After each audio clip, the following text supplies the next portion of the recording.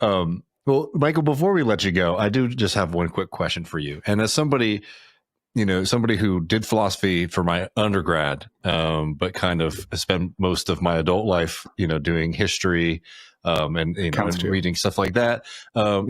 I've kind of fallen off, and I was thinking maybe I should get back into philosophy. And I've been getting a lot of ads that I need to. The number one thing I need to do to be successful is start reading the Stoics. Why is there this kind of hustle and grind culture around the Stoics? Are there people that people should be reading? Is this a philosophy worthwhile? Is it a philosophy that's being bastardized? What's going on with this? Okay, I'm not the biggest ancient philosophy guy, so I don't want to make anyone mad. I'm sure a big chunk of your listeners and viewers are professors of ancient philosophy. I bet at least one is. Whoever that person is, comment, email, whatever. There is good stuff there. I know Marcus Aurelius is one of the guys that it's all the fellas get really into. We love it. But I think that the reason those people like it is because it gives them a sort of ancient intellectual justification for doing the same stuff they would do anyways, and provides a kind of fully individualistic, non-metaphysical worldview where self-betterment at the individual level is a virtue in and of itself. And when you compare that, and you study philosophy, you guys know this, compare that to someone like an Aristotelian take on virtue, where it always is going to involve the other. It's always going to involve thinking about politics. It's always going to involve how we think about education and community. Stoicism is it latches on really well, I think, to the self-empowerment via exercise and gym mindset. And to be clear, I'm not hating on people who are healthy. I wish I was more healthy. But it just meshes so well with all of that. Well, do you think it's fair then to say, because these are different traditions, very different traditions actually, but in the same way that there's always been this kind of angsty teen, Nietzsche, a guy, is this a kind of similar appeal then? No, I think that's really well put. Yeah. Because both of those end up leading to people doing the same thing or being obsessed with self-mastery. Just one of them looks really gaunt and one of them does ultra marathons or something. But I think there's a similar tendency. And I think there's something about the immediacy of a good Aurelius line or a Nietzsche paragraph that sucks you into a world. And then there's a digital community around that thing and people to look to. So I think there's something very similar there. But it is interesting that even the main Stoicism guy now is too woke. Ryan Holiday, he's an Austin guy, he's written a bunch of books on this stuff, and he got uninvited from, I think it was the Naval Academy, the military, one of the colleges where you go to if you're going to be in the military. I think it was the Navy one. Is that the one in Maryland? Yeah, in Annapolis. Yeah, but he was too woke because he reads books, I think. There's a truth to what I'm saying. I might not be getting every detail here right. Yeah. But that was and he had to make a video that was this is what I would have said at the Naval Academy. And I watched it. It was so chill. It was just he was just be a good person, work hard, blah, blah, blah, blah, blah. And they were just no, you read books, you're done. That's some good ancient wisdom is be nice to people. I don't know.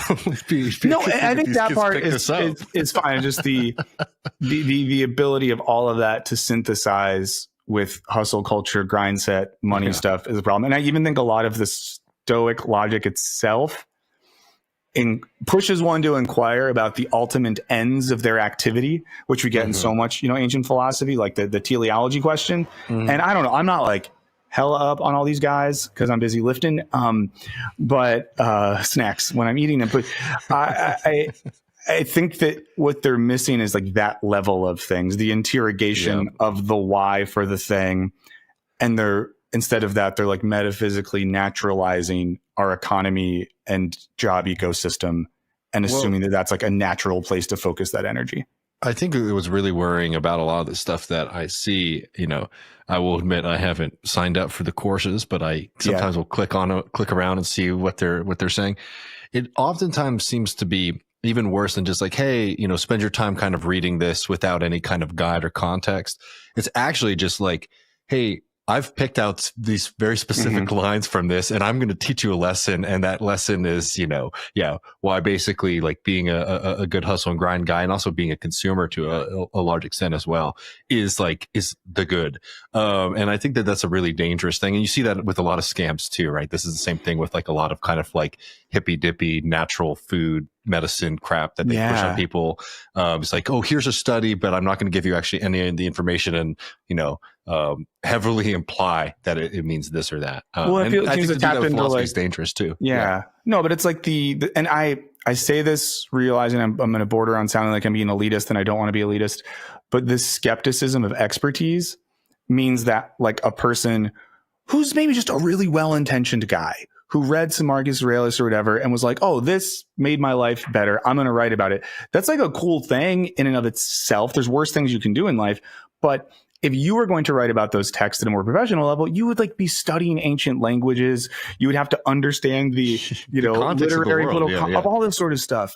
The same way with a lot of the health stuff and why a lot of kooky, formerly lefty health influencers are now right wing. It's like, when you establish such a mistrust for establishments, and there are reasons to have skepticism towards those institutions, it's just so easy to fly over to that space. And I don't know like what the answer to that is, because the answer shouldn't be that like you have to be in tons of debt and go to too much school to know stuff.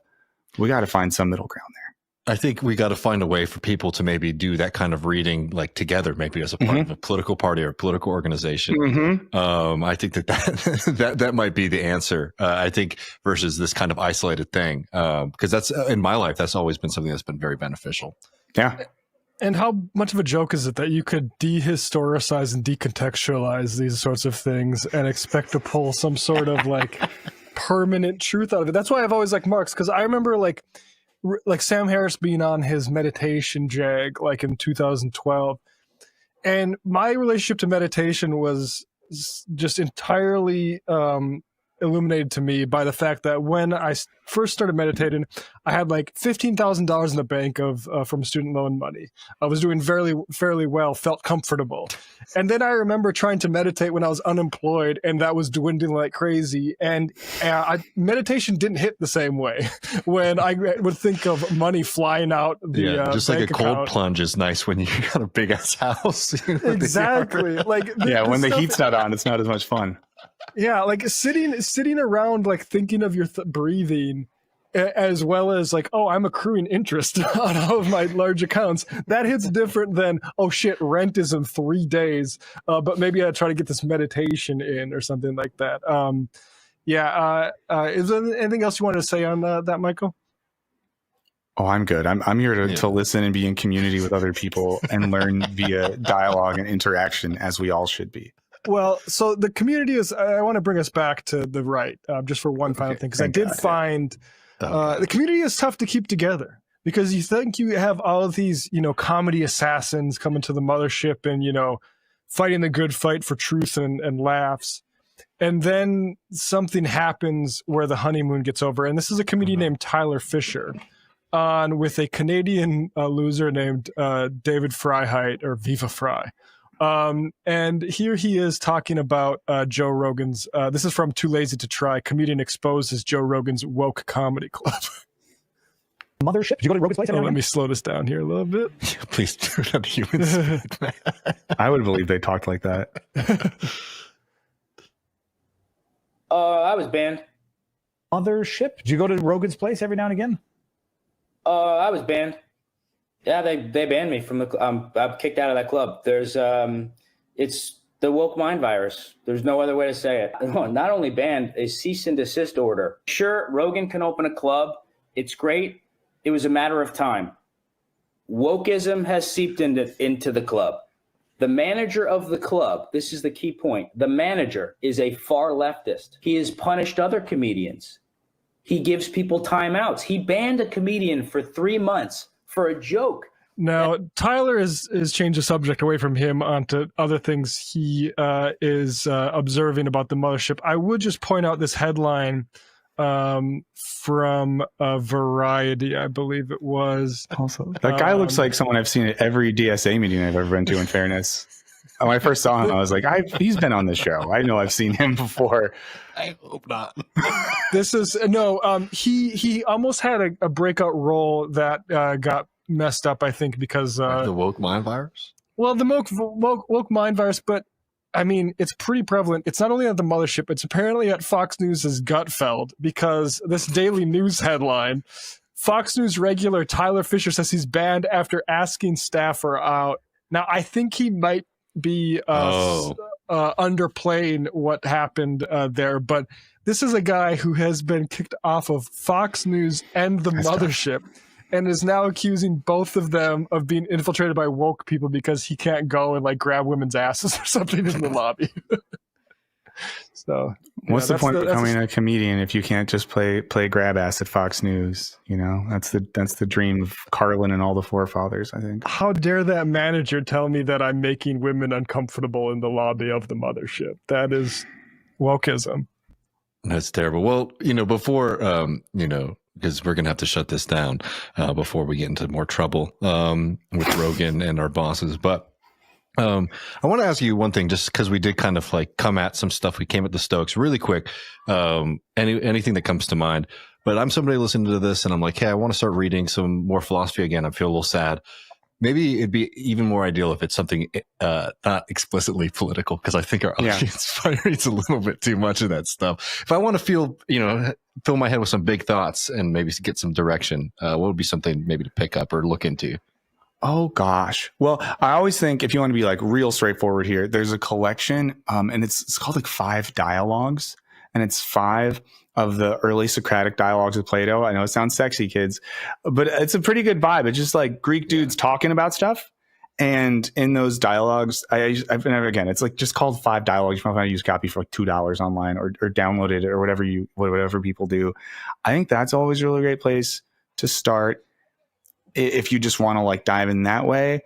I think if you want something more contemporary, I don't know. It's a little played out and it does get into politics, but I do think Byung-Chul Han offers a nice on-ramp to some contemporary thinking. I think it's a nice potential starting point, especially like the Burnout book, because it's so immediate and relatable.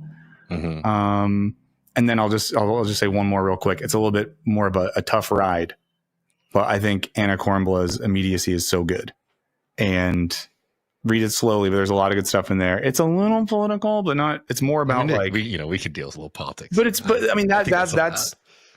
the book. If you're like a person who spends way too much time on the internet, that's the book I've read in the last year where I've just been like, oh god, yep, this is it.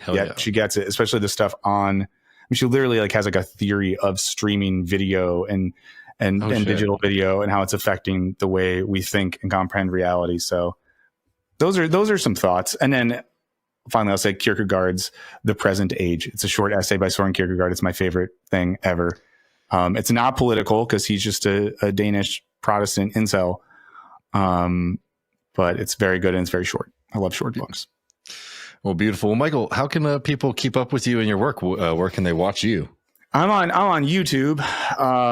Just Michael Burns is the channel, and then I stream and I post stream clips on my Sideburns channel because I'm really good at naming things. But I think if you type in Michael Burns in YouTube, it goes between me being first or an Office clip from when Michael burns his foot in the George Foreman oven. The past however many years of my life have been me trying to get ahead of that Office clip that Michael burns his foot. All right, so y'all go and watch and share widely so we can achieve this great dream to finally beat that. Man. And don't click the Office clip either. Yeah. I mean, shout out Steve Carell. Like, no disrespect at all. Well, thank you so much, man. It was really great talking to you. Thanks for having me, guys.